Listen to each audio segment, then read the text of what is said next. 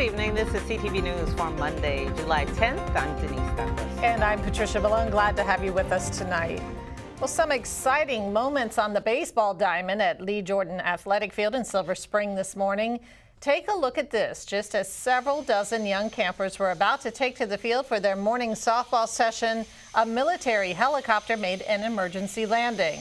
It happened about 9 this morning. A second chopper with mechanics on board landed nearby to make repairs. Authorities say the helicopter was on a training mission from Joint Base Andrews when it experienced problems with the rear blades. We were getting ready to bring our softball camp out here. We have about 40 girls getting ready to come on the field. And all of a sudden we heard the helicopters. We're like, that thing's gonna land here, that thing's gonna land here, and it did. So it came and landed on our field. So we still came out, once we came out and talked to the crew, they said they were having a little bit of a problem with their the last propeller. So they said they were sending another crew out to come and get it. And then the second helicopter was essentially their AAA came in, brought a mechanic, brought some tools, and got them fixed up, and then they both flew away.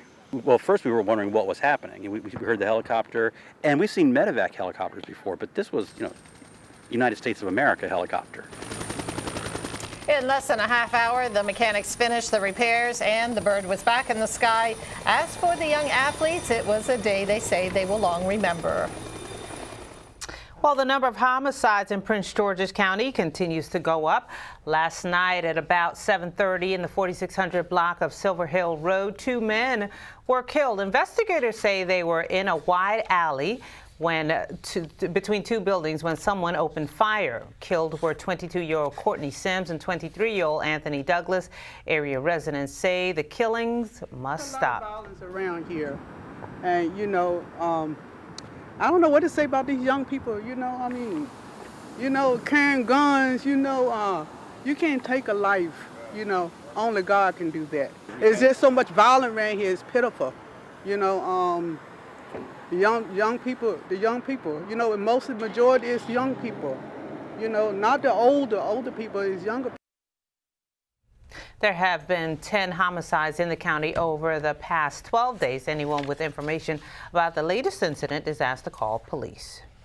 A blaze rips through a family's home in Temple Hills. This all happened in the 6800 block of Ashley Crossing Court early this morning. Officials say no one was inside the 2-story home at the time of the fire. Firefighters arrived and they found a 2-story single-family home with heavy fire coming from the second floor and roof of the house. They went inside to make an exterior attack as well as search for any possible occupants. Finding no one, and with the conditions just getting worse and worse, they had to evacuate the house before the fire could be extinguished from the outside. In the end, it looks like about $175,000 in damages to the house itself, and the house next door sustained some minor damage, about $10,000 worth, just due to that intense heat from the fire.